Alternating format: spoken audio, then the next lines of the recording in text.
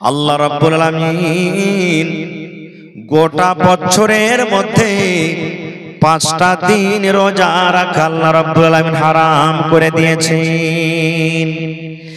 এই মায়েরাকে বলবো, খালারাকে বলবো, বোন রে, 5টা দিনে যদি রোজা রাখেন আপনার রোজা হবে না, হবে না, হবে না। ওপর থেকে আল্লাহ রাব্বুল আমিন আপনার খাতাতে কিন্তু গুনাহ লিখে দিবেন। বলবেন মাওলানা জি 5টা দিন কোন কোন দিন রোজা রাখা হারাম, কোন 5টা দিনে রোজা করলে গুনাহ হয়ে যাবে? 1 নম্বর নবী বলেছেন যেদিন রমজান মাস শেষ হয়ে যায়, রমজান মাস শেষ হওয়ার পর চাঁদের শাওয়াল মাসের 1 তারিখে আমরা ঈদের নামাজ পড়ি। নবী বলেছেন ঈদের দিন রোজা রাখা হারাম। একদিন হলো কি ঈদের দিন, যেদিন ঈদের নামাজ পড়ি। আর 4 দিন কখন? নবী বলেছেন এই যে জিলহিজ্জা মাস, কুরবানি যেদিন করব চাঁদের 10 তারিখে, চাঁদের 11 তারিখে, চাঁদের 12 তারিখে, চাঁদের 13 তারিখে, অর্থাৎ 10 থেকে নিয়ে 13 পর্যন্ত এই 4টা দিন রোজা রাখা হারাম। যদি কোনো মা, যদি কোনো খালা, যদি কোনো ভাই, যদি কোনো বোন, যদি কোনো দাদা এই 4টা দিন রোজা রাখে, নবী বলেছেন সে কিন্তু গুনাহ করলো, পাপ হয়ে গেল। এই 4 দিন রোজা রাখা একবারে রাসূল বলেছেন হারাম। তাহলে গোটা বছরে কয়দিন রোজা রাখা মানা আছে? জোরে বলেন। 5 দিন রোজা রাখা মানা আছে। এবার একটা আপনাকে প্রশ্ন করব, বলবেন হাজি মাওলানা যখন 5 দিন রোজা রাখা হারাম হয়ে গেল যে মাওলানা, আপনি তো বললেন কুরবানির দিন রোজা রাখতে হারাম, কুরবানি যেদিন করবে সেদিন রোজা রাখতে হবে না। এই মাওলানা আমাদের গ্রামে এলাকাতে কত মা, কত ভাই, কত বোন যতক্ষণ পর্যন্ত কুরবানির জানোয়ার জবাই না হয় ততক্ষণ পর্যন্ত কিন্তু সেদিন রোজা করে থাকে যে মাওলানা। অর্থাৎ কুরবানির দিন কুরবানির নিয়তে যে রোজা করে থাকে, এটা হলো কেমন করে না? আপনার গ্রামে নাই? আছে না? কথা বলেন, আছে না নেই? হ্যাঁ, তাহলে কুরবানির দিন রোজা করাটা কেমন? রাসূল তো বলেছেন রোজা করা হারাম। আর আমার মায়েরা, খালারা, ভাইয়েরা মেলায় রোজা করে কুরবানির দিন। এই মুসলমান, প্রথম নম্বর কথা, কুরবানির দিন রোজা করা হারাম তো হারাম, নেকি পাওয়া যাবে না, গুনাহ হয়ে যাবে। ওপর থেকে কোনদিন হাফ বেলা অর্ধেক দিন কিন্তু রোজা হয় না, এবং জানোয়ারের জন্য শরীয়তে কোনো রোজা নাই। যদি কোনো মা, যদি কোনো খালা, যদি কোনো বোন, যদি কোনো নানি, যদি এই ঈদের দিন যেই দিন আমরা নামাজ পড়ে কুরবানি করব সেই দিন 1 ঘন্টার জন্য, 2 ঘন্টার জন্য, 5 ঘন্টার জন্য যদি রোজা করে, সেই রোজাটাকে নবী বলেছেন হারাম, হারাম। সেই দিন তোমার কিন্তু রোজা করা চলবে না, সেই দিন রোজা রাখা হারাম। তাহলে কি করতে হবে? হ্যাঁ আছে, আমার মাওলানারা বসে আছেন, জিজ্ঞাসা করবেন কি করতে হবে সেদিন। আল্লাহ রাসূল বলেছেন হে আমার উম্মতেরা তোমরা শোনো, ঈদের দিন যদি তুমি নামাজ পড়তে যাও, নবী যখন ঈদের দিন নামাজ পড়তে যাইতেন তখন কিন্তু কিচ্ছু খাইতেন না। ফজরের নামাজ পড়ে নবীজি আমার, ফজরের নামাজ পড়ে নবীজি আমার চলে যেতেন আর বিজোড় খাজুর খাইতেন, বিজোড় খাজুর। আল্লাহ রাসূল ঈদের নামাজ যখন পড়তে যান, যেই নামাজ আমরা রমজান মাসের রোজা রেখে যে নামাজটা পড়ি ঈদুল ফিতরের নামাজ, আল্লাহর নবী নামাজ পড়তে যেতেন রে বন্ধু। ঈদের নামাজ পড়তে যাওয়ার আগে আগে ফজরের নামাজের পরে নবী আমার খাজুর খায়া বাড়িয়ে যেতেন। কয়টা খাজুর খাইতেন? বিজোড় খাজুর। বিজোড় খাজুরের কথা আছে, একটা হাজুর খাজুর তাও বিজোড় খাজুর, 3টা হলো বিজোড় খাজুর, 5টা হলো বিজোড় খাজুর, 7টা হলো বিজোড় খাজুর, 9টা হলো বিজোড় খাজুর। আল্লাহর নবী যখন ঈদের নামাজ পড়তে যেতেন তখন বিজোড় খাজুর নবীজি খাইয়া যেতেন। এবার আপনিও যাবেন তো খেয়ে যেতে হবে আপনাকে। বলবেন হাজি মাওলানা খাজুর কোনটা পাবো? যদি খাজুর না পাই তো কি করবেন? তাহলে আন্দারসা বার্তা আছে তো গোটা আন্দারসা খেয়ে যেতে হবে নাকি? যদি আরো বেশি খাইতে পারেন তাহলে 3টা খেয়ে যেতে হবে, আরো যদি বেশি খাইন তো 5টা খেয়ে যেতে হবে, বিজোড় আন্দারসা খাইতে হবে নাকি? হাজি মাওলানা 1 পচ্চা আন্দারসা খাইতে পারি না, গোটা গোটা আন্দারসা কেমন করে খেয়ে যাব? এই মুসলমান, এখানে গোটার কথা নয় রে বন্ধু। যদি আপনি গোটা আন্দারসা খাইতে না পারেন, আপনি যে আন্দারসা ভেঙ্গে ভেঙ্গে মুখে দেবেন, আপনি এক টুকরা আন্দারসা আপনি মুখে দিয়ে দেন, না হলে 3 পিস মুখে দিয়ে দেন, না হলে 5 পিস মুখে দিয়ে দেন। এই টুকরা টুকরা কইরা, কিংবা বাড়িতে বিস্কুট রাখা আছে, 1 খান বিস্কুট খেয়ে যান, কিংবা 3 খান বিস্কুট খান, কিংবা 5 খান খান। কিংবা ভাত খাইতে বসেছেন, 1 লোকমা ভাত খাবেন, কিংবা 3 লোকমা খাবেন, কিংবা 5 লোকমা রুটি খাইতে বসেছেন, 1 কামড় রুটি খাবেন, কিংবা 3 কামড় খাবেন, কিংবা 5 কামড় খাবেন। বিজোড়া যদি আপনি লোকমা খাইয়া যান, নেকি বেশি পাবেন, সুন্নাতের পরে আমল হলো। আর যদি কোনো মানুষ বলে যে না রে কিনবো না, আমি 2 খান বিস্কুট খেয়ে চলে যাব, আমি 2 কামড় রুটি খেয়ে চলে যাব, আমি 2 লালা ভাত খেয়ে চলে যাব, আমি জোড়া জোড়া খেয়ে চলে যাব, তাহলে তার জন্য কিন্তু গুনাহ হবে না, কিন্তু নেকিটা পাওয়া গেল না। তাহলে ঈদের নামাজ পড়িতে যেতে গেলে খায়া যেতে হবে, 1 নম্বর শিখলেন। এবার বকরা ঈদের নামাজ, নবী আমার নামাজ যখন পড়িতে যেতেন, তখন কিন্তু বাড়িতে কোনো খানা পিনা খাইতেন না। সন্ধ্যাবেলাতে যে নবী খাবার খাইছেন, ওই খানা খাওয়ার পর নবীজি ফজরের নামাজের পর আর কিচ্ছু খাইতেন না। নবীজি ডাইরেক্ট খালি পেটে নামাজ পড়িতে চলে যেতেন। এবার নামাজ পড়তেন, নামাজ পড়ে বাড়িতে চলে আসতেন, আর বাড়িতে আসার পর কুরবানির জানোয়ার জবাই করতেন, কুরবানি জবাই করতেন। আর কুরবানির জানোয়ার জবাই করে নবীজি সর্বপ্রথম খাবার ওই কুরবানির গোশত খেয়েছেন। এটা হলো সুন্নাত তরিকা, আর নাম রোজা নয়। এটা সুন্নাত তরিকা, কিন্তু আমরা করতে পারি না। রাসূল ফজরের নামাজ পড়ি, সর্বপ্রথম কাম নামাজ পড়তে চলে যেতেন, বকরা ঈদের নামাজ। আর আমরা কি করব? আমারকে জামাত বড়জি এরকম দূর দূর থেকে আসতে হয়, তো 8টা 9টাতে আমরা টাইম দিব আর নামাজ পড়িতে যাব। আর নামাজ পড়তে ইদিক উদিক করতে করতে 10টা 11টাতে বাড়ি আসবো, দিয়ে তখন কুরবানি জবাই করতে যাব। অতক্ষণ পর্যন্ত পেট খালি কোঁকো করবে, ভোকের জ্বালাতে। করবে না? জি না, একবারে যত পারবেন সকালে নামাজ পড়েলেন, আর নামাজ পড়ে এসে প্রথমে কুরবানির জানোয়ার জবাই করেন। আর জানোয়ার জবাই করে গোশত বানাইতে তো লেট হয় না, হবে আপনি 1 কেজি 1 কেজি 2 কেজি গোশত আপনি দিয়ে পাঠিয়ে দেন বাড়ি, এই রান্না বান্না করতে বলগা। এবার কোন রকম তাড়াঘোড়া করে ছেলে মিলে বাড়িতে চলে গেলেন, তব তক বাড়ির গোশত কি হলো, রেডি হয়ে গেল, আপনি ওই গোশত খাইলেন। এটা হলো সুন্নাত তরিকা, আর নাম রোজা লয়। যদি এখনো আপনারা করেন কোন মা খালা ভাই যে না আমি বকরা ঈদের দিন সন্ধ্যাবেলাতে যা খাবো আর খাবো না কুরবানি করা পর্যন্ত, এবার কুরবানি কইরা আইছে তখন আপনি কুরবানির গোশত খাবেন। রাসূল বলেছেন এটা সুন্নাত তরিকা, এর নাম যদি কেউ বলে রোজা, তো গুনাহ হয়ে যাবে, পাপ হয়ে যাবে, এর নাম রোজা লয়। তাহলে কথাটা ক্লিয়ার হয়ে গেল নাকি?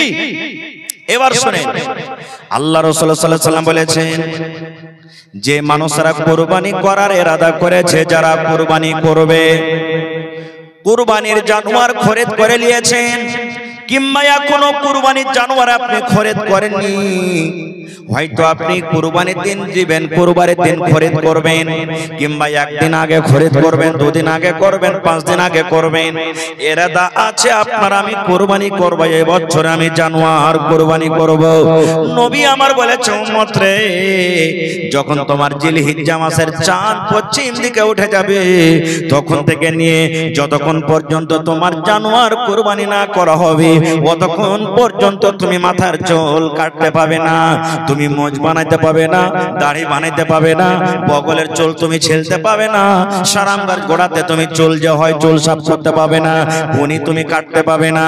আল্লাহ রাসূল বলেছেন উম্মত, মাথার চাঁদি থেকে নিয়ে পার তালা পর্যন্ত যে কোনো চুল আছে তুমি কিন্তু কুরবানি হওয়া পর্যন্ত তুমি কাটতে পাবে না। কখন? এই যে জিলহিজ্জা মাসের চাঁদ উঠে গেল, আর আপনি নিয়ত করেছেন আমি কুরবানি করব, কিন্তু কুরবানি জানোয়ার এখানে আপনি কিনেননি বা কিনে নিয়েছেন। মেলা জনের খাসি আছে না নাই? মেলা জনা কুরবানি কিনে নিয়েছেন না লেনি? আর মেলা জনা কুরবানি লেনি, আচ্ছা নিব একদিন আগে, আচ্ছা যেদিন কুরবানি হবে সেদিন নিয়ে এসে হাট থেকে জবাই করে দেব, এরকম নিয়ত করেছে। ওই লোকের জন্য রাসূল বলেছেন তুমি মাথার চাঁদি থেকে নিয়ে পার তেলা পর্যন্ত কোনো জিনিস তুমি কাটতে দেবে না। এবার বলবেন হাজি মাওলানা কুরবানি কারনেওয়ালা তো পোল্ট্রি মুরগির দোকান দিচ্ছে, এরকম তো হয় না? আছে না নাই? গ্রামে নাই যে পোল্ট্রি মুরগির দোকান দেয়? মৌলানা জি তাহলে ও কি করবে? ও কি মুরগি কাটতে পারবে না? কত তো ভাই এমন আছে মৌলানা জি গোশতের ব্যাপারে করে, অর্থাৎ খাসি জবাই করে বিক্রি করে, তাইলে কি করবে? এই মুসলমান, নবীর হাদিস আমি বললাম যে কুরবানি করবে শুধু আর নিজের শরীরের কিছু কাটবে না। ও যদি মুরগি জবাই করতে চায় তো মুরগি জবাই করতে পারে, ও যদি গরু জবাই করতে চায় তো গরু জবাই করতে পারে, ও যদি খাসি জবাই করতে চায় তো খাসি জবাই করতে পারে। কুটুম বাড়িতে চলে এসেছে, এবার মুরগি বাড়িতে আছে, মুরগি জবাই করার দরকার হয়েছে, মুরগি জবাই করতে পারে। বন্ধুরে, ও অন্য কোন জিনিস জবাই করবে এতে কোনো মানা নাই, কিন্তু শুধু শরীরের নিজের ও কিন্তু কিছু কাটতে পাবে না। এই সমস্ত জিনিস থেকে আমাদের কি করতে হবে? বাঁচতে হবে। আর একটু আগে চলেন, আমরা কুরবানি যখন জবাই করি, কুরবানি দিই, আমরা কি করি? আচ্ছা, এই খাসিটা এবার আমার মার লেগে দিন, আর বছর দিয়েছি বাপের লেগে, এবার দেব নানার জন্য, এবার দেব আমার জন্য। এই যে খাস করে আমরা দেখি দিনে, জোরে বলেন দেখি দিনে। বন্ধুরে আমার, নবী বলেছেন, হে আমার উম্মত, একটা জানোয়ার, একটা গোটা জানোয়ার যদি আপনি কুরবানি করেন, একটা গোটা জানোয়ার আপনার বাড়িতে যতটি পরিবার আছে, ছেলে মেয়ে বেটি বহু আছে, সকল মানুষের জন্য একটা গোটা জানোয়ার কাফি হয়ে গেল। নিয়াতটা আপনি ভুল করে দিয়েছেন, যে বেকার মার জন্য দুনো, বেকার বাবার জন্য দুনো না, এরকম নিয়াত করতে হবে না। আপনাকে করতে হবে কি? আল্লাহ জি, আমি গোটা গরু দিয়ে দিলাম, আল্লাহ আমি গোটা ছাগল কুরবানি আমি করছি, এ রব্বুল আমিন তুমি আমার তরফ থেকে কবুল করো, আমার বিবির তরফ থেকে কবুল করো, আমার মায়ের তরফ থেকে কবুল করো, আমার আব্বার তরফ থেকে আল্লাহ কবুল করো, আমার বহুর তরফ থেকে কবুল করো, আমার বেটার তরফ থেকে আল্লাহ কবুল করো, আমার পোতার তরফ থেকে কবুল করো। হে রব্বুল আমিন, আমার বাড়িতে যত পরিবার আছে, মেয়ে ছেলে আছে, আল্লাহ সকল পরিবারের তরফ থেকে আল্লাহ জানোয়ারটাকে তুমি কুরবানি করলাম, কবুল করো। আপনি নিয়াত করবেন, সবাই নেকি পাবেন। আর একটা লোকের নিয়াত করবেন তো কয়টা লোক নেকি পেলে? তো কোনটা লাভ হলো? খালি নিয়াত আপনাকে করতে কি লাগা আছে? কিন্তু হ্যাঁ, উলামায়ে কেরাম, মুহাদ্দিসিনে কেরাম বলছেন, যদি আপনি ভাগাতে কুরবানি দেন, কিসে কুরবানি দেন? ভাগাতে। যেমন একটা গরুতে 7 জন দিচ্ছে, উটে 10 জন দিচ্ছে কি তাই না? ভাগাতে যদি আপনি কুরবানি দেন, তাহলে একটা ভাগা একটা লোকের নামই হবে। কেন? একটা জানে 7টা না লোক হয়ে গেল যে ভাই, একটা ভাগা একটা মানুষের নামই হবে যদি ভাগাতে দেন। ভাগাতে যদি আপনি কুরবানি দেন, আর একটা গোটা জানোয়ার সকল পরিবারের তরফ হয়ে গেল। এবার বলবেন যে হাজি মাওলানা, আমরা কি করছি? ভাগাতে একটু কম পড়ছে কিনা, খালি ভাগার দিকে দৌড়িয়ে দৌড়িয়ে চলে যাচ্ছে। আমি এটা ফতোয়া দিই না যে ভাগাতে কুরবানি হবে কি হবে না, এটা আমি বলি না, কিন্তু আমরা কি করছি? ভাগার দিকে দৌড়িয়ে দৌড়িয়ে যাচ্ছে। কুরবানির যখন টাইম আসছে, নাই যে মুলি সাহেব হাতে টাকা পয়সা নাই, কোন রকম এদিক ওদিক করে এই 2-2,500 টাকা জমা করেছে, এবার কুরবানির কিনতে যাব। ভাই রে, ওই লোকটারই যখন বেটির বিহা লাগবে, বেটার বিহা লাগবে, গালাকে ভোজ খাওয়ার লেগে একবার হন হয় না 25,000 টাকার গরু কিনে লিছে, জবাই করে খাওয়াইছে, খায় না বলে। আর যখন কুরবানির যখন টাইম আসবে, তখন কবে গোটা পারবো না, তখন ভাগার দিকে যাবে। আরে ভাই, এটা তো ইবাদত, ইবাদতে যদি আপনি পারবেন না, তো তখন তো আপনি ওই বাড়িতে যখন ভোজ লাগছে, তখন একটা জানোয়ারকে কেমন করে আপনি খাইয়ে দিতে পারছেন? হ্যাঁ, এই জন্য নিয়াত করেন প্রত্যেক মানুষ একটা করে জানোয়ার জবাই করবেন, কুরবানি করবেন। আর একটু আগে চলেন, কুরবানি কি হিসাবে করতে হবে? আল্লাহ রাসূল আল্লাহ তাবারাক ওয়া তাআলা কোরআনে সূরাতুল হজ বলেন, লা ইয়ানালাল্লাহা লুহুমুহা ওয়ালা দিমাউহা ওয়ালাকিন ইয়ানালুহুত তাকওয়া মিনকুম। আজ সোমবার গেল, মেলে ভাই কুরবানি কিনেছেন, যারা কিনেনি সামনে হাটে কিনবে, কিনতে থাকবে। 10 জন 5 জন পয়সা গেছে, হবে সোলেমান কোটি টাকাতে কুরবানি নিয়েছে, ওয়ার্কাটা বুঝুন 25,000 টাকা। কই যে হারে হোদলা তুই কোটিতে নিয়েছিস, কই যে ওয়ার্কের থেকে 2,000 টাকা বেশি রে ভাই, 27,000 টাকা। কই যে আচ্ছা, ওই আব্দুর রহমান কোটিতে নিয়েছে, কই যে ওয়ার্কাটা 30,000 টাকা। এই করতে করতে শেষে তখন কইবে তোরটা কট্টি রে ভাই, বোকা চোদা, যেমন তেমন জিনিস কুরবানি দেব নাকি? আবে তেল চুইছে খালি আমারকে, তেল চুইছে খালি আমারকে জানোয়ারে, গোটা গ্রামে ওরকম জানোয়ার কেউ কেনেনি, এরকম জানোয়ার হন হয় না একবারে কিনেছে।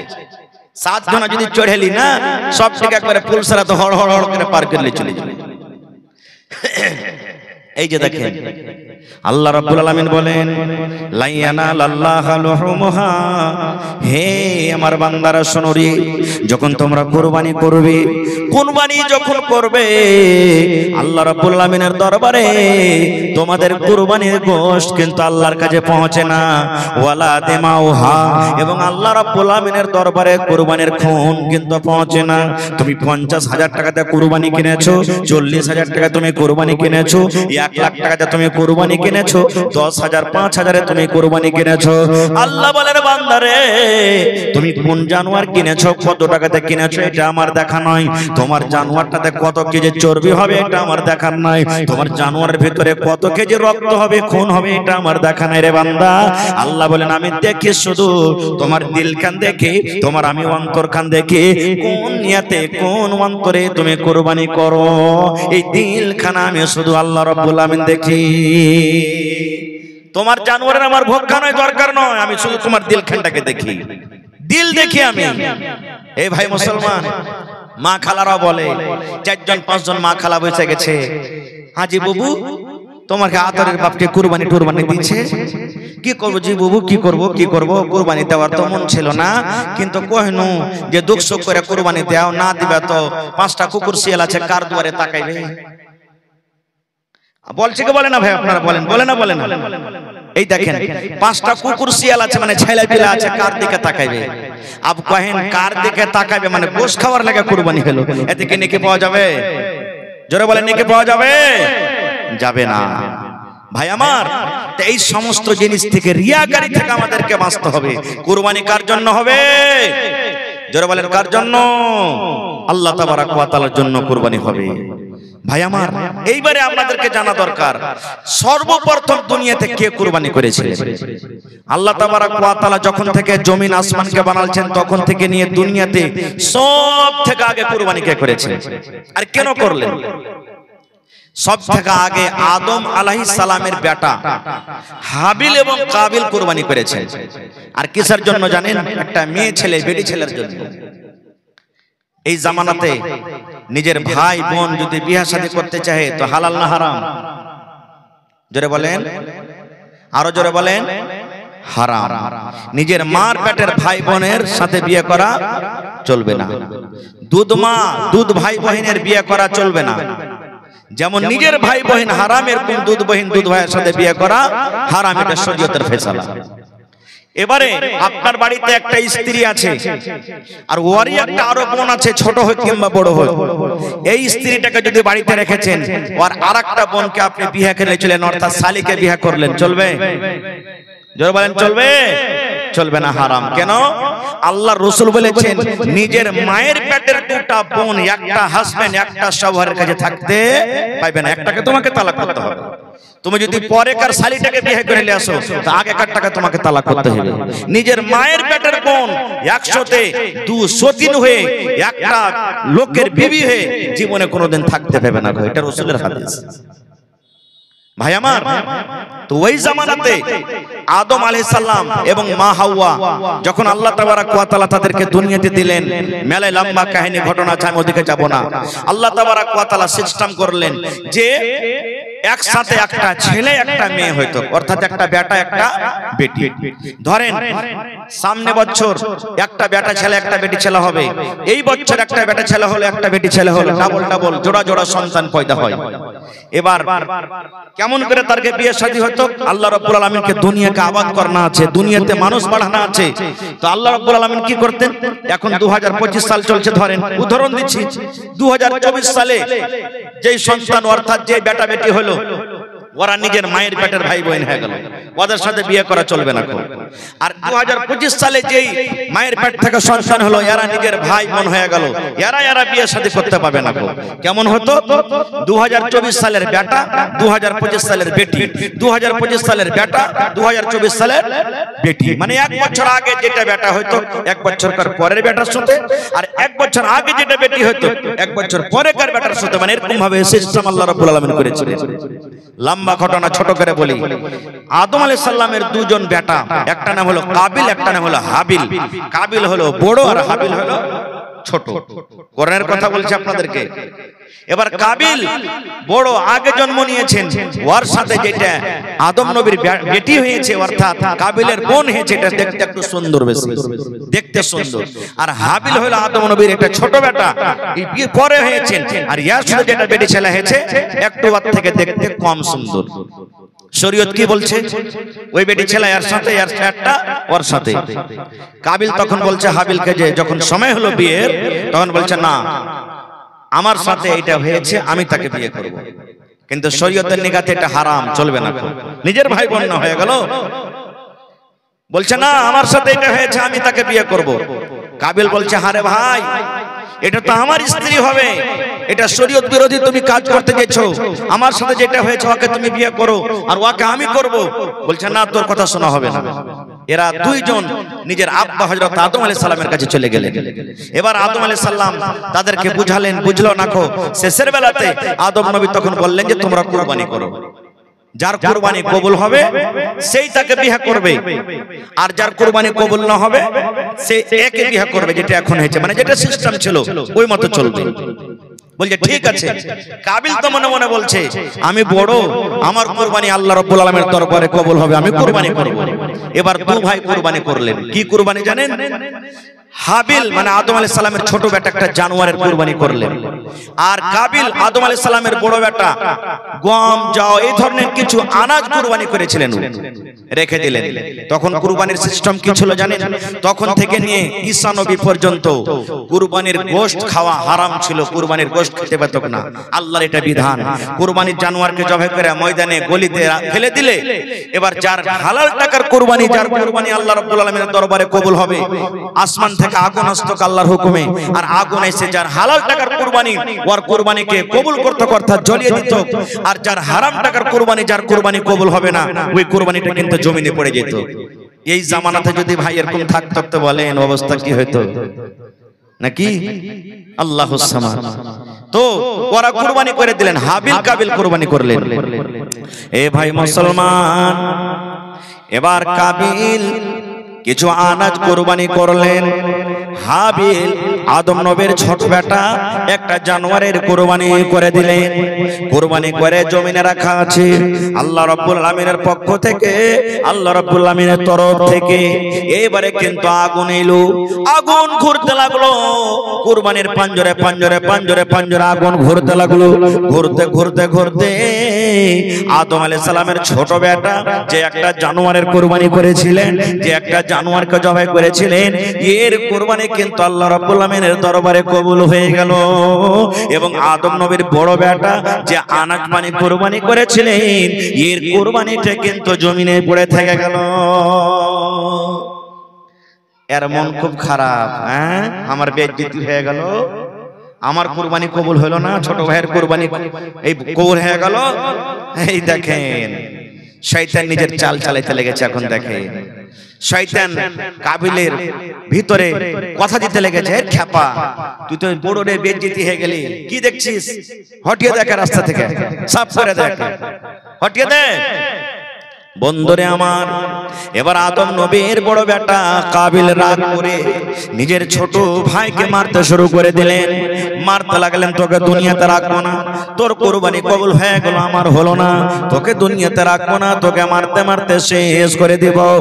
যেমনি মারতে যায়, এবারে কাবিল তখন হাবিল তখন বলছেন আদম নবীর ছোট বেটা, ভাই রে আমি তোমার থেকে ছোট, আমার বয়স হলো কম, তুমি আমার থেকে বড়, তুমি হইলে আমার বড় ভাই তুমি যদি আমাকে মারতে মারতে মারতে মারতে মারতে মারতে মেরে শেষ করে দাও, আমি মরে যাব, দুনিয়া থেকে শেষ হয়ে যাব, কিন্তু আমি তোমাকে মারবো না, তোমার গায়ে আমি হাত তুলবো না।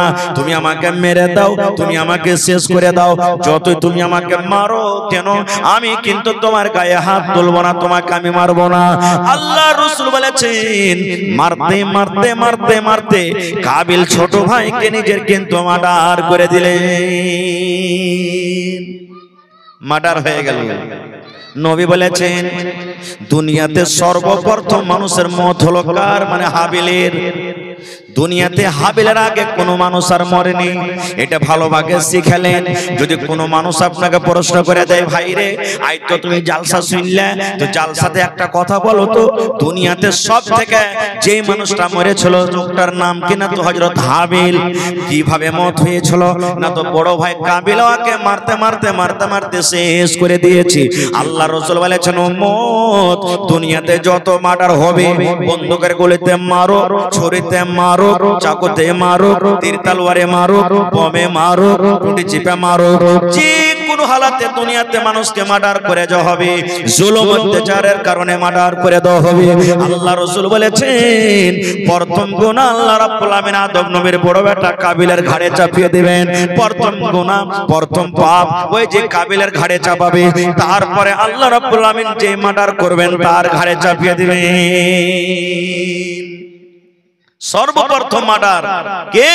হযরত হাবিল আলাইহিস সালামকে করেছিলেন, হাবিলকে করেছিলেন। ভাই মুসলমান, এবারে মানুষ তো এর আগে মরেনি, মেরে তো দিলে ভাইকে, ভিতরে আফসোস চলে এলো, আল্লাহ কি করব? রাগের সময়তে মানুষ মার্ডার করে দিচ্ছে, যখন পুলিশের তাড়তা লাগে তখন কইছে আল্লাহ কি করব রে, কে না মারনো রে, কে না মারনো। এই যে তো রাসূল বলেছেন, একজন সাহাবী কে রাসূল সাল্লাল্লাহু আলাইহি ওয়াসাল্লাম জিজ্ঞাসা করছেন এই আমার সাহাবী দুনিয়াতে সবথেকে শক্তিশালী কে, তাকাতওয়ার কে? আপনারা বলেন তো কে তাকাতওয়ার? যে 10টা মানুষকে লুহে ফেলে দিয়েছে নাকি?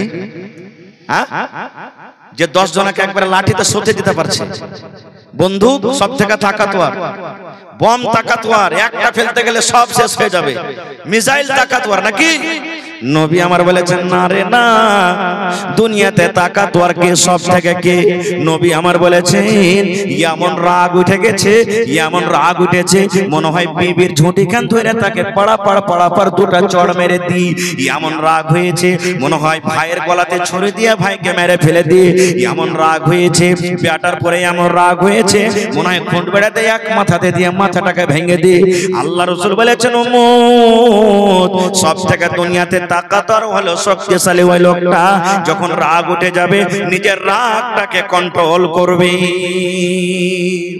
রাগটাকে যে একবার কন্ট্রোল করে দিবে। রাসূল বলেছেন সব থেকে তাকাতওয়ার শক্তিশালী হলো ওই। আমার ভাইরা দেখেন কত ভাই এমন আছেন বিবি যদি একটু উল্টা পাল্টা করে ও তো মানুষ করবে, খুঁট বেড়ে নেবে, লাঠি নেবে আর বলে হালের বেটি হালে হট তোকে বাড়তে ছবো না, মারতে মারতে মারতে ওর ঝুঁটিকে ধরে হটাইতে হটাইতে বাহির করে দিবে রোড থেকে, আর দুয়ারে বসে করে বাড়িতে খালি সামনে দপ্তর কাঠ খড়াকে ঝরিয়ে দেবে। রাসূল বলেছেন কেন তুমি এরকম করছো তোমার বিবিকে? তুমি ওকে রাগ করে বাড়ি থেকে বাহির করে দিলে, ও যদি কোহরের সাথে পালিয়ে যায়, ও যদি কোহর কোনো মানুষের হাত খানটাকে ধরে নেয়, ওর পরে যদি কেউ হামলা করে দেয় তাহলে পাপটা যে তোমারই হবে। দ্বিতীয় কথা রাসূল বলেছেন তুমি যখন মারবে তা আদবের মার মারো, বেআদবের কেন মার মারছো? ওর চেহারাতে মারিও না, গালখানে মারিও না। তুমি এখন রাগ করে মেরে দাগ ফেলে দিলে আর 1 ঘন্টা 2 ঘন্টা পর তোমার রাগটা যখন ঠান্ডা হবে তখন তুমি যে পস্তাইবে, আহ বেকার তোকে মারনো রে, দেখতে কত গালখানে দাগ পড়ে গেছে, মুখখানে দাগ পড়ে গেছে। রাসূল বলছেন যে না, ওর চেহারাতে তুমি মারিও না।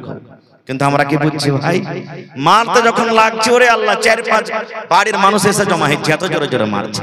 আর কত মা খালায় এমন আছে লক্কলি লাগানি, একটু আর পুরুষ খালি যদি ডাঁটে কিনা তো এমন করে চিল্লাবে যে কি হয়ে গেল, এরকম আছে কোন মা খালা না। ভাই আমার মার্ডার হয়ে গেল, আর মাটি দিবে কেন কেন? কারণ মানুষ তো এর আগে মরেনি। আমরা তো জানছি যে মানুষ মরতে গেলে ওকে মাটি দিতে হবে, বেয়াদবি হলে মাফ করবেন। আজকে আমাদের সমাজে এমন হয়েছে, গ্রামে যদি মাইয়া থেকে যাই তো মুখ দেখাতা কি করবো হবে, ওইটা যে ওয়ার মডেলের পঞ্চায়েত আমরা কেন কবর খুঁড়তে যাবো? ওয়ার মডেলের খন্ডাইতে আছে তো ও যাবে কবর খুঁড়তে। এই দেখেন না, মোড়ল পঞ্চায়েত এটা আমরা না করেছি ভাই, আমরা না দুনিয়াতে এটা করেছি, আল্লাহ আল্লাহ রাসূল তো করে জানেন। আমি আগে আপনার আমি মুসলমান মুসলমান মুসলমান ভাই। কত ভাই আছেন এখন পর্যন্ত ধোয়াইতে জানে না, মাইয়া ধোয়াইতে জানে না। কত ভাই আছেন কবর খুঁড়তে জানে না যে কবরটা কিভাবে খুঁড়তে হয়, কারণ আগে আসে না, শিখে না। কাবিল কিন্তু দিশাহারা হয়ে গেল। আল্লাহ কি করব? লাশটাকে কোলে করে ঘাড়ে করে নিয়ে খালি বিয়ে বাড়ে পাগলের মতন। আল্লাহ কি করব? এই লাশটাকে কি করব? এ ভাই মুসলমান, আল্লাহ রাব্বুল আলামিন দুটা পাখিকে পাঠিয়ে দিলেন। কি পাঠাইলেন? দুটা পাখিকে পাঠিয়ে দিলেন। কাবিল ছোট ভাই হাবিলের লাশ নিয়ে বসে আছেন। এবার পাখি দুটা সামনে দিকে আছে, সামনে দিকে পাখি লড়াই করতে লাগলো। আদম নবীর বড় বেটা কিন্তু দেখছে পাখিতে লড়াই করছে। লড়াই করতে করতে করতে করতে করতে আল্লাহ রাসূল বলেছেন একটা পাখি আরেকটা পাখি কিন্তু মার্ডার করে দিল, একটা পাখি মরে গেল। যখন পাখিটা মরে গেল, যে পাখিটা মেরে দিল ওই পাখিটা নিজের লোলে, নিজের চোঁচে কিংবা নিজের পায়ে পাখাতে এরকম ভাবে মাটি হটিয়ে হটিয়ে হটিয়ে হটিয়ে সুন্দর করে ওই মরা পাখিটাকে ওই জায়গাতে দফন করে চলে গেল।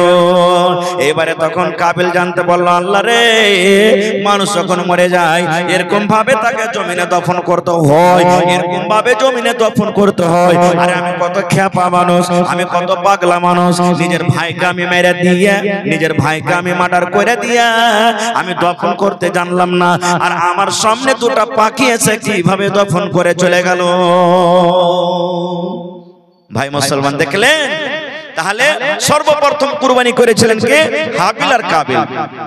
এই করতে করতে করতে করতে করতে সিলসিলা আস্তে আস্তে আস্তে, কারণ সময় খুব লম্বা হতে ইচ্ছে শর্টে বলছি। এবার যখন ইব্রাহিম নবীর জামানা চলে এলো, ইব্রাহিম নবীর ৮০-৮৫ বছর বয়স হয়ে গেছে ভাই, একটা ছেলে পেলে হয়নি, একটা সন্তান হয়নি। আজ যদি আমাকে 10 বছর 5 বছর বিয়ে শাদী হয়ে যায়, ছেলে পেলে না হয়তো কোনঠে না যাব না, কত পীর বাবার কাছে যাব, কোন গাছের তলাতে যাব, কোন মন্দিরের কাছে যাব, কোনঠে যাব, হে আঁচল পাইতে পাইতে দোয়া করবো, আল্লাহ তুমি একটা ছেলে দাও। আল্লাহ, আল্লাহ ঠোঁট মোটা হয় তা চলবে, কান কাটা হয় তা চলবে, দাঁত ভাঙা হয় তা চলবে, কিন্তু আল্লাহ ছেলে দাও। হা হা হা, এটা বল দোয়া। যখনই আল্লাহর কাছে চাইবেন ভালো দোয়া চাইবেন, ভালো দোয়া করেন। আপনি খারাপ ছেলে চাইতে পারলেন, খারাপ দোয়া করলেন, ওই জায়গাতে যদি ভালো দোয়া করেন তো আল্লাহ আপনাকে ভালো ছেলে দিবে না। দেখেন ইব্রাহিম নবীর ৮০-৮৫ বছর বয়স, মাথার চুল পেকে গেছে, বুড়িয়ে গেছেন, বয়স হয়ে গেছে, স্ত্রী বুড়িয়ে হয়ে গেছে, বুড়ি হয়ে গেছে, সন্তান কিন্তু হয়নি। কিন্তু আল্লাহর জাত, আল্লাহর রহমত থেকে কোনোদিন নিরাশ হয়ে যায়নি। এত বয়সে দোয়া করছেন আল্লাহর কাছে, কি জানেন? রব্বে হাবলি মিনাস সালিহিন, আল্লাহ তুমি একটা নেককার বেটা দাও আল্লাহ আমাকে, আল্লাহ সালেহ বেটা দাও আল্লাহ, আল্লাহ নেককার বেটা বেটি দাও। আমরা তো দোয়া করছি আল্লাহ বেটা বেটি দাও, কিন্তু নেককার বেটা বেটি দাও এটা দোয়া করি না।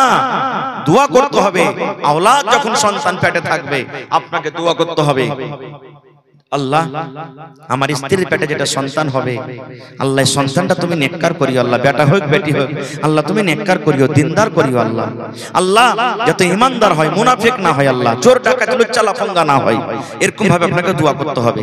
যেদিন বিবির সাথে আপনি মিলামিশা করবেন সেদিন আপনাকে দোয়া পড়তে হবে, বিসমিল্লাহি আল্লাহুম্মা জান্নিবনা শাইতান ওয়া জান্নিবিশ শাইতানা মা রাযাকতানা। এই দোয়া পড়ে আপনাকে বিবির সাথে মিলামিশা করতে হবে। কিন্তু আমরা দোয়া ঠুয়া কি জানি, কয়টা লোক পড়েছি আমরা। খায়ের যাও, ইব্রাহিম নবী দোয়া করছে, আল্লাহ তুমি আমাকে একটা সালেহ নেককার ছেলে দাও আল্লাহ। আল্লাহ রাব্বুল আলামিন ইব্রাহিম নবীকে তখন আল্লাহ রাব্বুল আলামিন খবর দিয়ে দিলেন, খুশখবরি দিয়ে দিলেন, ফাবাশশারনাহু বিগুলামিন হালিম।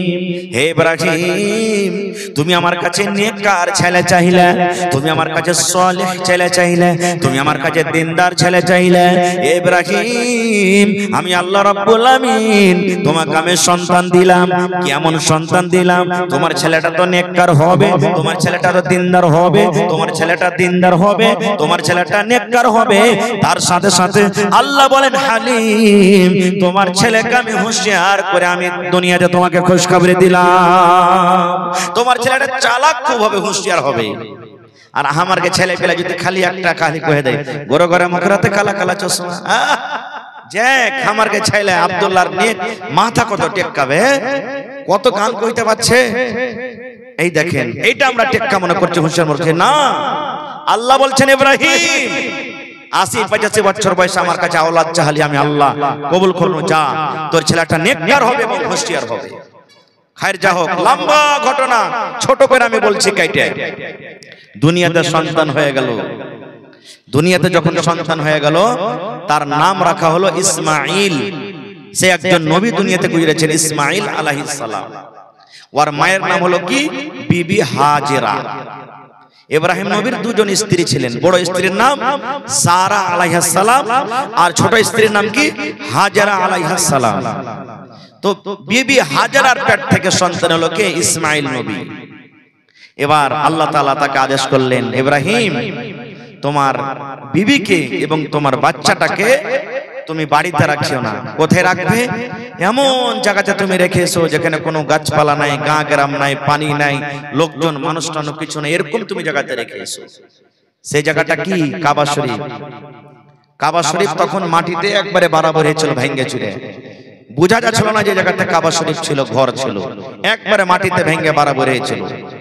আল্লাহর আদেশে এক কলসি পানি আর অল্প কিছু খাজুর, ইব্রাহিম নবী একটা উঠে চাপলেন, আর হাজেরা এবং ইসমাইল মা বেটা এক উঠে চাপলেন, আর দিয়ে হাঁটতে লাগলেন। এখন কয়েকদিন থেকে রোদ পড়ছে না, পড়ে না? জোরে বলেন। অন্য দিন থেকে আজকের দিনটা খুব ভালো গেল নাকি? এই যে হাঁটতে লাগলেন, আর আরবের দেশ তো জানছেন কত আরো গরম রোদ, মনে হয় পা থেকে পুড়ে ছাই হয়ে গেল। এবারে তারা হাঁটতে লাগলেন। মা হাজেরা কিন্তু জানেন না যে আমাদেরকে কোথায় নিয়ে যাবেন। হাঁটতে হাঁটতে হাঁটতে ওই জায়গা যেখানে আল্লাহর আদেশ এসেছে যে মা বেটাকে তোমরা রেখে এসো, ওখানে রেখে দিলেন। রেখে দেওয়ার পর দুটা উটকে নিয়ে ইব্রাহিম নবী হাঁটতে শুরু করলেন। মা হাজেরা বলছেন যে মনে হয় উট চড়াইতে গেল নাকি, চলে আসবেন। হাঁটতে হাঁটতে দেখছেন যে সাফা মারওয়া পাহাড় পার হয়ে চলে গেছে। তখন বলছেন যে না, মা হাজেরা বুঝে নিলেন যে কি ব্যাপার, হাঁটতে হাঁটতে চলে গেছে এখান থেকে। তখন পিছন থেকে বলছেন, ও আল্লাহর দোস্ত ইব্রাহিম, কোথায় আছেন আপনি? আল্লাহ বলেছিলেন যে পিছন দিকে তুমি মুখ করে ঘুরতে পাবে না। দেখে নিয়ে একবার, আপনি দিল্লি, পাটনা, পাঞ্জাব যাচ্ছেন, গাড়িতে চড়ছেন, আপনি বলছেন কি ভালো হয়ে থাক রে বেটা, মা ভালো হয়ে থাক, আব্বা ভালো হয়ে থাকো, চলে গেলেন। এবার একটা ঘুরে ঘুরে দেখছি আমরা যে আর চেহারাটা দেখতে পাবো কি পাবো না, শেষ বেলাতে দেখে নিই। আল্লাহ বলছেন যে পিছনে তুমি ঘুরেও দেখতে পাবে না, হাঁটো। এবারে হাঁটতে হাঁটতে যখন অনেক দূর চলে গেলেন, আবার বলছেন মা হাজেরা, ও আল্লাহর দোস্ত ইব্রাহিম, কোথায় যাচ্ছেন আপনি আমাদেরকে ছেড়ে? আল্লাহর কি হুকুম এটা যে আপনি আমাদের মা বেটাকে এই জায়গাতে ছেড়ে চলে যাবেন? যখন এই কথাটা বললেন, তার হযরত ইব্রাহিম আলাইহিস সালাম এরকম ভাবে মুড়িটা হিলিয়ে দিলেন না, তো হ্যাঁ এটা হলো আল্লাহর হুকুম, আল্লাহর আদেশ। সুবহানাল্লাহ। এই জামানার যদি মায়েলোক হতো কি বলতেন জানেন? মিন সে মরা লিসি লাগা খায়বার পিন্দেবার রগ নে ছেড়ে চলে গেল, কত রকম গাইল দিত। কিন্তু রে সুবহানাল্লাহ,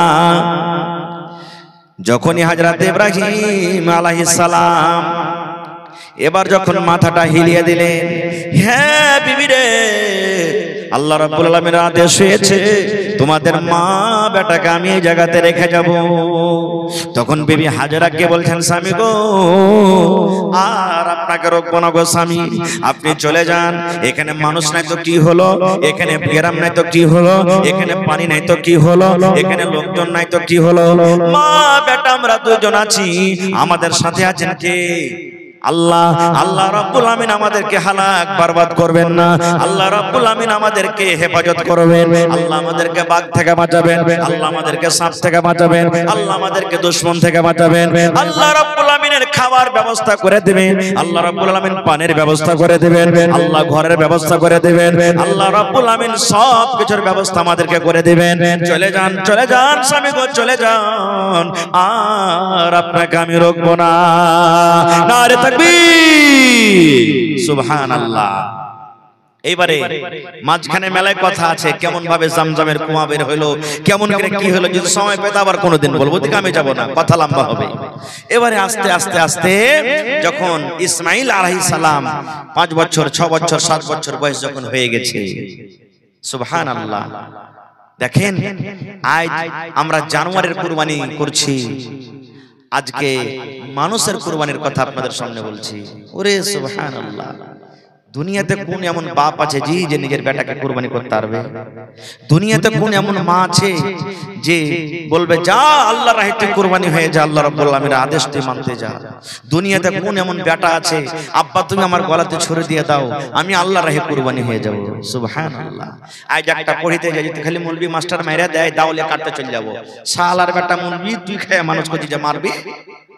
এই দেখেন, বলি না জি ভাই, হ্যাঁ সুবহানাল্লাহ। এই আমার মায়েরা খালারা শুনেন, আল্লাহ রাব্বুল আলামিন কোরআন মাজিদে বলেন, ফালাম্মা বালাগা মাহুস সাইয়া, যখন ইসমাইল নবী আব্বার সাথে চলাফেরার বয়সে যখন পৌঁছে গেলেন, বাপের সাথে মানুষ চলাফেরা কখন করে? 3 বছর 4 বছর 5 বছর 6 বছর এই বয়সে না, যেদিকে বাপ যাবে ওদিকে ও যাবে। বাপু যদি মোটরসাইকেলে বের হয় বলে আব্বা আমিও যাব, সাইকেলে যদি বের হয় আমিও যাব। কোনটা যাবি রে? তুমি যেখানে যাবে সেখানে যাব, পিছে ধরে না যে ভাই। আল্লাহ রাব্বুল আলামিন বলেন, যখন ইব্রাহিম নবীর সাথে চলাফেরার বয়সে যখন তার সন্তান পৌঁছে গেলেন, মানে ইসমাইল নবী, আল্লাহ রাব্বুল আলামিন স্বপ্ন দেখাচ্ছেন, ইব্রাহিম তোমার কলেজার টুকরাকে তুমি তার গলাতে ছুরি দিয়ে তাকে তুমি কুরবানি করে দাও, জবাই করে দাও। স্বপ্ন দেখাইলেন আল্লাহ। আমাকে আপনাকে যদি স্বপ্ন দেখি বা দেখাই যে যা বেটাকে তুই কুরবানি করতে হবে, হবে না, কারণ আমার আপনার স্বপ্নটা ওহী নয়। কিন্তু নবীরাকে আল্লাহ স্বপ্নের মাধ্যমে ওহী করতেন। নবীরা যেটা স্বপ্ন দেখলে এটা আল্লাহ রাব্বুল আলামিনের পক্ষ থেকে। এবারে হযরত ইব্রাহিম আলাইহিস সালাম যখন স্বপ্ন দেখে নিলেন, আল্লাহ রাব্বুল আলামিন আমাকে বেটা কুরবানি করতে বলছেন। ওরে সুবহানাল্লাহ, কেন বেটার কুরবানি করতে বললেন? আল্লাহ রাব্বুল আলামিন শুধু পরীক্ষা করছেন, ইব্রাহিম রে তুমি 85 বছর বয়সে যে বেটাটা পেয়েছো, এই বেটাটাকে তুমি বেশি ভালোবাসো কি আমি আল্লাহ রাব্বুল আলামিন তুমি আমাকে বেশি ভালোবাসো? আল্লাহ শুধু পরীক্ষা করছেন, ইব্রাহিম তুমি বেটাকে বেশি ভালোবাসো না আমাকে বেশি ভালোবাসো? শুধু এই পরীক্ষা, তাছাড়া আর কিছু নাই। আল্লাহ বললেন কুরবানি করো। আহ দেখেন জি কেমন নবী। এমনি আল্লাহ তাবারাক ওয়া তাআলা তাকে দোস্ত বলেছেন, ইব্রাহিম খলিলুল্লাহ, ইব্রাহিম হলেন আল্লাহর দোস্ত। সুবহানাল্লাহ। এইবারে একটা ছুরি নিয়ে নিলেন, ছুরি নিয়ে বাড়ি থেকে বের হয়ে গেলেন। হাঁটতে হাঁটতে হাঁটতে হাঁটতে এবারে যেখানে বাড়ি আছে ওই জায়গাতে চলে গেলেন, মক্কাতে চলে গেলেন, মক্কা নগরী। এবার একানিত ভাবে ইব্রাহিম নবী বেটাকে ডাক দিলেন। বেটাকে ডাকতে বলছেন, ইয়া বুনাইয়া, রে আমার কলিজার টুকরা সন্তান, ইয়া বুনাইয়া, এ আমার বেটা, এ কলিজার টুকরা সন্তান রে, আমি আল্লাহ রাব্বুল আলামিনের পক্ষ থেকে স্বপ্ন দেখেছি। আল্লাহ আমাকে স্বপ্ন দেখাচ্ছেন যে আমি যেন তোমাকে জবাই করছি, তোমাকে কুরবানি করছি। ফানজুর মাজা তারা, হে ইসমাইল তোমার কি রায়, তোমার কি মাশওয়ারা, তুমি কি বলছো বেটা বলো। বেটা আল্লাহর আদেশ হয়েছে আমি যেন তোমার গলাতে ছুরি দিয়ে তোমাকে জবাই করছি, তোমাকে আমি কুরবানি করছি। বেটা তোমার রায় কি, মাশওয়ারা কি বলো তো। এই জন্য একজন বলছেন, বাপ কা বেটা सरस का घोड़ा कुछ नहीं तो थोड़ा थोड़ा। आहा, যেমন হযরত ইব্রাহিম আলাইহিস সালাম বেটাকে বললেন, বেটা রে আল্লাহ রাব্বুল আলামিনের পক্ষ থেকে আমাকে হুকুম করেছেন রে বেটা, আমি স্বপ্নের মাধ্যমে আল্লাহ আমাকে দেখাচ্ছেন, আদেশ করেছেন যেন তোমার গলাতে আমি ছুরি দিয়ে তোমাকে জবাই করছি। বেটা তুমি কুরবানি হবে কি হবে না ধন রে বল, তুমি আল্লাহর কথাটা মানবে কি মানবে না?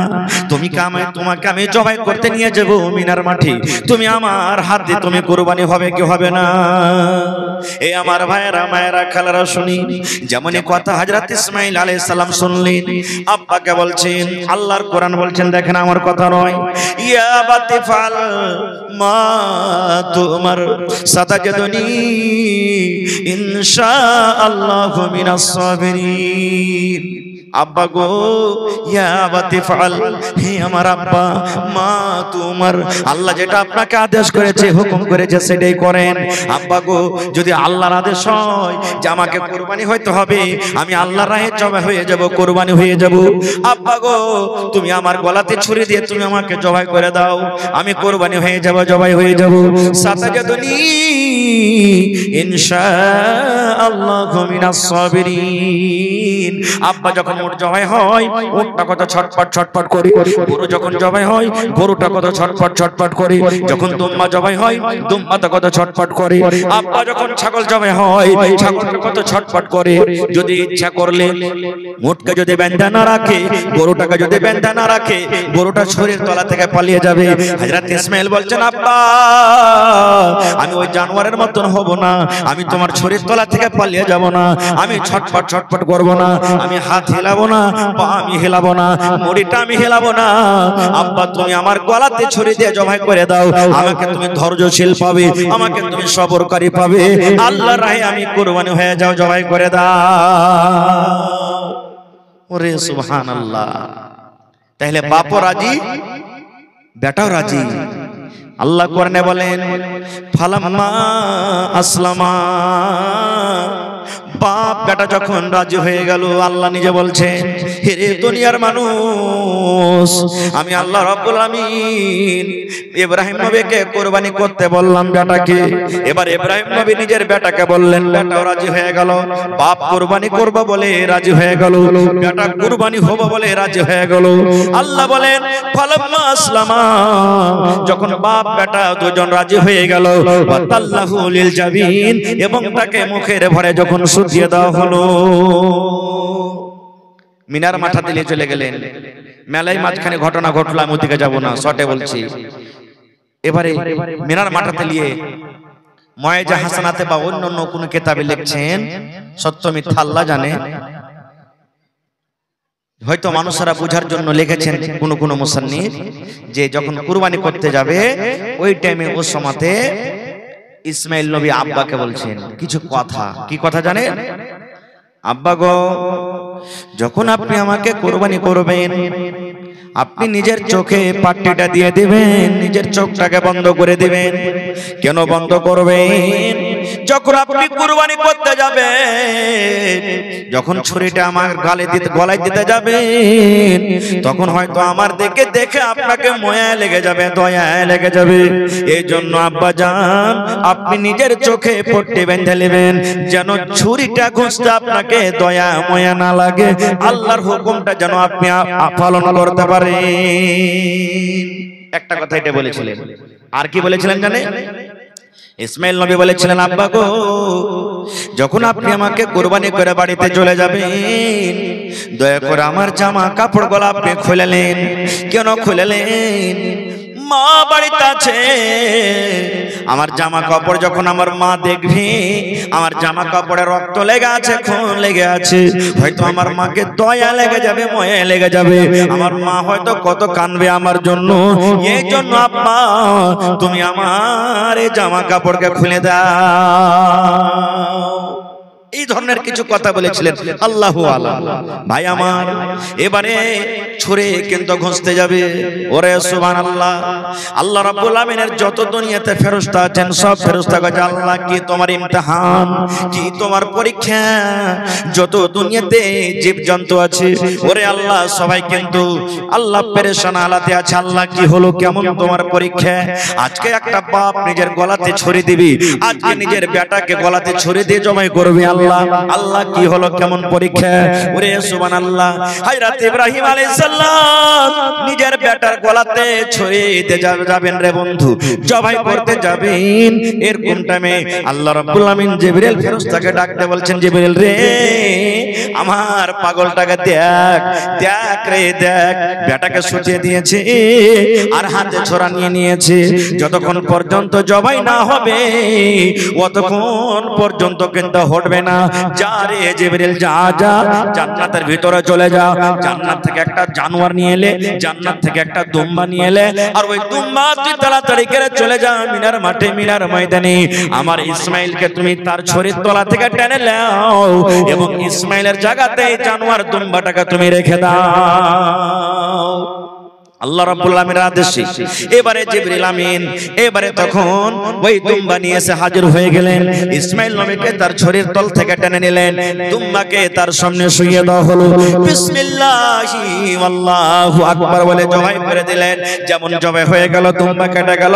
ইব্রাহিম নবী তো জানেন না, মনে করছেন মনে হয় আমি আমার বেটাকে আমি জবাই করে দিলাম। এবারে যদি পট্টি হটিয়ে দেখছে, নামও দিকে যখন দেখছে তখন দেখছে আরে আমি তো একটা জানোয়ার জবাই করলাম, দুম্বা জবাই করলাম। সামনে দেখছে জিবরিল ফেরেশতা দাঁড় হয়ে আছে, বলছে কই আমার ছেলে ইসমাইল কই? হযরত জিবরিল আলাইহিস সালাম বলছেন, হে আল্লাহর দোস্ত, হে আল্লাহর নবী, আল্লাহ রাব্বুল আমিন আপনাকে শুধু পরীক্ষা করার জন্য আদেশ করেছিলেন তুমি বেটাকে কুরবানি করো। আল্লাহর শুধু পরীক্ষা ছিল, ইব্রাহিম রে তুমি 80-85 বছর বয়সে আমাকে বেশি ভালোবাসো না, তোমার বেটাকে বেশি ভালোবাসো, এই পরীক্ষা করার জন্য আল্লাহ আপনাকে আদেশ করেছিলেন। আপনি পরীক্ষাতে পার হয়ে গেলেন, আপনি ইমতিহানে পাস করে গেছেন, আল্লাহর ইমতিহানে আপনি পাস হয়ে গেছেন। এই জন্য ইব্রাহিম আর বেটাকে কুরবানি করতে হবে না, বেটাকে আপনাকে কুরবানি করতে হবে না। আল্লাহর আদেশ হলো এইটা যে আপনি আজ থেকে নিয়ে আল্লাহ রাব্বুল আমিনের আদেশে, আল্লাহ রাব্বুল আমিনের দরবারে, আল্লাহ রাব্বুল আমিনের রাহে একটা করে আপনাকে জানোয়ার কুরবানি করতে হবে। নারে তাকবীর, একটা করে জানোয়ার কুরবানি করতে হবে আপনাকে। ভাই মুসলমান, মেলায় কথা আছে বলার, কুরবানি সম্পর্কে বলতে গেলে কথা আরো লম্বা হয়ে যাবে। তবে কুরবানি, এই কুরবানির টাইমে মালের কুরবানি হয়, মালের কুরবানি আমরা জবাই করি। আর কুরবানির জানোয়ার জবাই করে দিলাম, 2 দিন 3 দিন 4 দিন 5 দিন 10 দিন মাংস খেয়ে নিলাম, খাইয়ে দিলাম বড় বড় শিখে, আর দিয়ে আমরা সময়টাকে কাটিয়ে দিলাম। এর মানে কুরবানি নয়, এর মানে কুরবানি নয়। কুরবানিতে মেলায় কথা কিছু লুকিয়ে আছে। ভাই মুসলমান, আজকে আল্লাহ তাবারক ওয়া তাআলার রাহে আজকে আমি দেখতে চাই যে জানের কুরবানি আপনাদেরকে আমি চাইনি। যেমন ইব্রাহিম নবী ইসমাইল নবীকে কুরবানি করতে গেছিলেন, এই মতো বেটার কুরবানি আমি করতে চাইনি। তবে কুরবানি আজকে চাচ্ছি আপনার কি, আপনার যে বিজনেস করা, আপনার যে মজদুরি করা, আপনার খেতেবাড়ি থেকে, আপনার ব্যবসা থেকে যে পকেটে বাড়িতে টাকা আনা যাচ্ছে, সেই টাকার আপনাকে কুরবানি করতে হবে ভাইরে। এবং প্রত্যেক মানুষ এটা নিয়ত করেন যে আমি যেন আমার বেটাগালাকে একটাকে মৌলবি করতে পারি কমপক্ষে। মেলায় মানুষ কহে বেটা বেটিকে পড়িয়ে লিখে কি করবি বে, এই তো সালা মাদ্রাসাতে পড়ে খালি খাইয়ে বেড়েছে, ফকিরা পড়াইতে। বন্ধুরে, আপনার বেটাকে মৌলবি করে 50,000 মাস ইনকাম না করতে পারো, লাখ টাকা মাস ইনকাম না করতে পারো, কিন্তু মরার পরে কমসে কম আপনার জন্য দোয়া তো করতে পারবে। আপনি যখন মরে যাবেন আপনার বেটাতে জানাজা পড়াইতে পারবে, এই জিনিসটা করতে পারবে না? পারবে না? আপনার জন্য একবার যদি বলে রব্বির হামহুমা কামা রব্বায়ানি সাগীরা, এই দোয়াটা তো আপনার জন্য করতে পারবে। এক এমবিবিএস ডাক্তার, বড় ডাক্তার, আপনারা জানছেন এমবিবিএস ডাক্তার কাকে বলে? বাপ জমি জায়গা বিক্রি করে ছেলেকে পড়ালছে। বাপের খবর হলো যে বাপ মারা গেছে, 80 বছরকার বয়স। ডাক্তার বাবু এমবিবিএস ডাক্তার আইসা হাজির হয়েছে, জামাত লাইন লেগে গেছে, জানাজার নামাজ হবে। আল্লাহ রাসূল বলেছেন যে যদি গ্রামের ইমাম আছে ভালো কথা, গ্রামে ইমাম আছে ভালো কথা, এবার যার বাড়িতে মাইয়া থেয়েছে ও যদি বলে যে আমার বাপের জানাজা আমি পড়াবো, আমার মায়ের জানাজা আমি পড়াবো, আমার ভাইয়ের জানাজা আমি পড়াবো, আমার কাকার জানাজা আমি পড়াবো, এটা ইখতিয়ার আছে, রাসূল বলেছেন যদি পড়াইতে চাহে তো পড়িতে পারে। ইমাম সাহেবকে বলে দিতে হবে যে ইমাম সাহেব আজকে আমি আমার বাপের জানাজা আমি পড়াবো, ইমাম সাহেব আজকে আমি মায়ের জানাজা আমি পড়াবো, ইমাম সাহেব আজকে আমি অমুকের জানাজাটা আমি পড়াবো, ইমাম সাহেবকে বলতে হবে। বন্ধুরে, ইমাম সাহেব বলছেন ডাক্তার বাবু আপনার আব্বা আপনাকে কত টাকা খরচ করে এত বড় ডাক্তার করেছেন, পড়িয়ে লেখাচ্ছেন, আপনি 50,000 লাখ টাকা 2 লাখ টাকা মাসে ইনকাম করছেন, আজকে আপনার আব্বার জানাজাটা আপনি পড়িয়ে দেন। সুবহানাল্লাহ, যেমনই কথাটা বলা ডাক্তারের চোখ দিয়ে ঝরঝর ঝরঝর ঝরঝর করে পানি ঝরতে শুরু হয়ে গেছে। আল্লাহ কি হলো? এবার ইমাম সাহেব বলছেন হে ডাক্তার বাবু আপনি কেন কাঁদেন, আপনার চোখে কেন পানি ঝরে? বাপ মরে গেছে বলে আপনি কাঁদেন, আপনার আব্বা দুনিয়া থেকে চলে গেছেন বলে আপনি কাঁদেন। এবারে ডাক্তার সাহেব বলছেন ইমাম সাহেব আমার আব্বা জান মারা গেছে এই জন্য আমি কাঁদি না, আমার আব্বা জান দুনিয়া থেকে চলে গেছেন এই জন্য আমি কাঁদি না। এবারে বলছেন ইমাম সাহেব তাহলে ডাক্তার বাবু কেন কাঁদেন, আপনার চোখ দিয়ে কেন পানি ঝরে? এইবারে ডাক্তার বলছেন ইমাম সাহেব আমার আব্বা জান জমি জায়গা বিক্রি করে আমাকে এত বড় ডাক্তার করেছেন, আমি মাসে 10,000 15,000 50,000 টাকা করে আমি ইনকাম করি।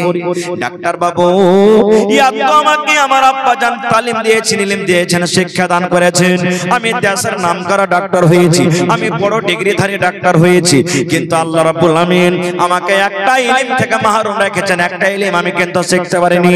বলছে কি ওরে আল্লাহ, বলছেন এত ইলম শিখেছি কিন্তু আজকে আমার আব্বা জান যে মারা গেছে, আমার আব্বা জানের জানাজা কেমন করে পড়াইতে হবে, জানাজার দোয়াটা কি কি নিয়ম কানুন নবীজি জানাজার নামাজ পড়িতে বলেছেন, এই জিনিসটা কিন্তু আমি জানি না, যার কারণে আমার চোখ দিয়ে পানি ঝরে।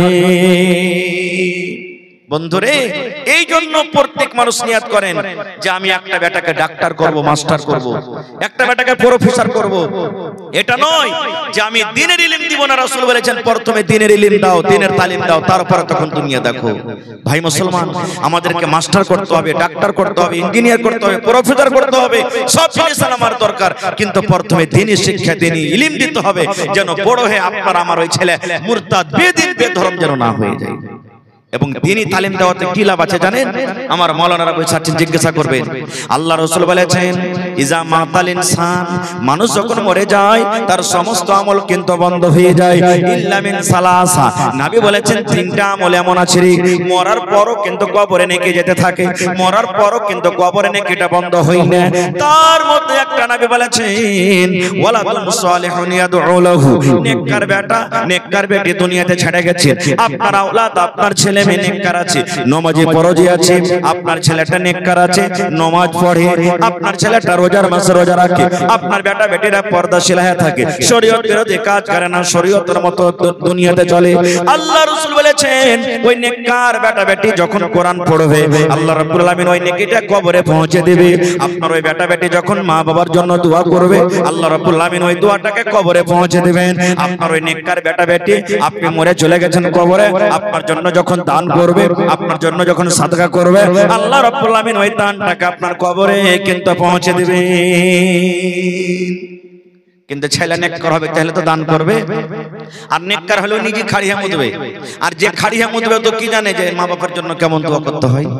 ভাই মুসলমান, তাহলে লম্বা কথা না করে আজকে হলো মাদ্রাসার জলসা, এটা হলো একটা পড়ার জায়গা।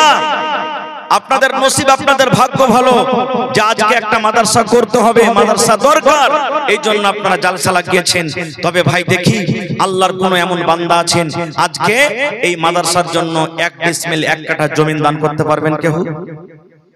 গত রাতের আগারাতে আমি জালসাতে ছিলাম, সুবহানাল্লাহ, লাভা সাইডে আল্লাহুস সামাদ 2 জন 3 জন আল্লাহর বান্দা জমি দান করেছে। পাড়ায় জালসাতে জমি দান হয়, একটা লোক 50,000 টাকা দান করেছেন, সুবহানাল্লাহ। আজকে কেউ আছেন একটা লোক কোন আল্লাহর বান্দা 1000 ইট দান করবেন? কারণ মাদ্রাসার বুনিয়াদ হবে নাকি, মাদ্রাসা নতুন ভাবে তৈরি করতে হবে। 1000 ইট কেউ দিতে পারবেন? 5টা লোক খাড়িয়ে জানতো যে মৌলানা আমি 1000 ইট দিলাম, আমি 1000 দিলাম, আমি 1000 দিলাম। 5টা লোক কেউ খাড়িয়ে যান মৌলানা 100 সেফটি আমি বালু দিয়ে দিলাম, কেউ 100 সেফটি গিট্টি দিয়ে দিলাম, কেউ 1 কুইন্টাল রড দিয়ে দিলাম। এবং 10টা লোক খাড়িয়ে যান মৌলানা 5 বড়া 2 বড়া 10 বড়া করে আমি সিমেন্ট দিয়ে দিলাম। এবং প্রত্যেক মানুষকে আমি বলি কমসে কম 30টা লোক কেমন আইছেন যে 1500 করে দিতে পারবেন। আল্লাহর কিতাব কোরআন কত পারা আছে ভাই? জোরে বলেন। 30 পারা কোরআন আছে। কোরআনের দাম আল্লাহ ছাড়া কেউ দিতে পারবে না, তবে তার মান সম্মান রেখে দেখি 30 পারা কোরআনের দাম আমি আপনাদের কাছে চাই। 500 টাকা করে যদি দেন 60 জন লাগবে, 1000 করে যদি দেন 30 জন লাগবে, 2000 করে যদি দেন 15 জন লাগবে, 5000 করে দেন তাহলে 6 জন লাগবে, আর 10000 করে দেন তো 3 জন লাগবে। তো আসেন তো দেখে বিসমিল্লাহ করেন তো। কেউ মায়ের জন্য, কেউ বাবার জন্য, কেউ নিজের জন্য, কেউ স্বামীর জন্য, কেউ বিবির জন্য, কেউ বেটার জন্য, কেউ বেটির জন্য। আল্লাহুস সামাদ। আজকে দেখি কে মালের কুরবানি করতে পারবেন। এই নেক জায়গাতে দুনিয়া থেকে আপনি চলে যাবেন, মাদ্রাসা কায়েম থাকবে, এটা সাদকায়ে জারিয়া। আল্লাহ রাসূল বলেছেন যত বাচ্চারা পড়ালেখা করবে আপনার মাদ্রাসাতে, যত হরফ পড়বে, মরার পরও আল্লাহ তাবারক ওয়া তাআলা কবরের ভিতর আপনার নেকি জারি করে দিবেন। আসেন দেখি। কারণ আমাদের মধ্যে থেকে কত মা বাপ কবরে চলে গেছেন, ওরা কিন্তু মুখে বলতে পারে না রে আব্দুল্লাহ আব্দুর রহমান আমার জন্য দান করে বেটা, এরা বলতে পারে না। আমরা যখন দুনিয়া থেকে চলে যাব আমরাও কিন্তু বলতে পারবো না। ছেলে মেয়েরা দান করবে কি করবে না সেটা আল্লাহ জানে, আপনার জন্য দান করবে কি করবে না সেটা আল্লাহ জানে। এই জন্য মওতের আগে মওতের তৈয়ারি করে আমাদেরকে যেতে হবে। নিজের হাতে দান করে যান, বেশি ভালো, সবথেকে আফজাল উত্তম। দেখি একটা লোক প্রথমে 1000 ইট কিংবা 1 গাড়ি বালু কিংবা 100 সেফটি গিট্টি কিংবা 1 কুইন্টাল রড কিংবা 1 ডেসিমেল 1 কাঠা জমি কে দান করতে পারবেন। এবং প্রথমে 1000 2000 3000 করে টাকা দিতে পারবেন। গ্রামে মাকই হয়েছে আলহামদুলিল্লাহ, এটা মাকইর সিজন, মাকইও ভালো হয়েছে আশা করছি, আর রেটও ভালো আছে আলহামদুলিল্লাহ। প্রত্যেক মানুষ নিয়াত করেন যারা মাকই লাগাচ্ছেন 1 কুইন্টাল 2 কুইন্টাল 3 কুইন্টাল করে মাকই কিংবা মাকইয়ের টাকা গেল আমি মাদ্রাসার জন্য দিয়ে দেব।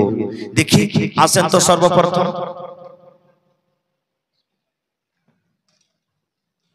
আসেন কোন আল্লাহর বান্দা আছেন প্রথমে 1000 2000 5000 এই করে করে দান করবেন। ভাইরে এই দানটা একটা এমন জিনিস, রাসূল বলেছেন দান করতে গেলে আপনার হায়াতকে আল্লাহ তাবারক ওয়া তাআলা বাড়িয়ে দেন, এবং আপনার উপরে যদি কোনো মুসিবত আনেওয়ালা থাকে আল্লাহ তাবারক ওয়া তাআলা এই দানের বিনিময়ে সেই মুসিবতটাকে কিন্তু দূর করে দেয়। আপনার রুজি রোজগারে আল্লাহ তাবারক ওয়া তাআলা বরকত দেয়। যারা হয়তো মাকই বেচেছেন টাকা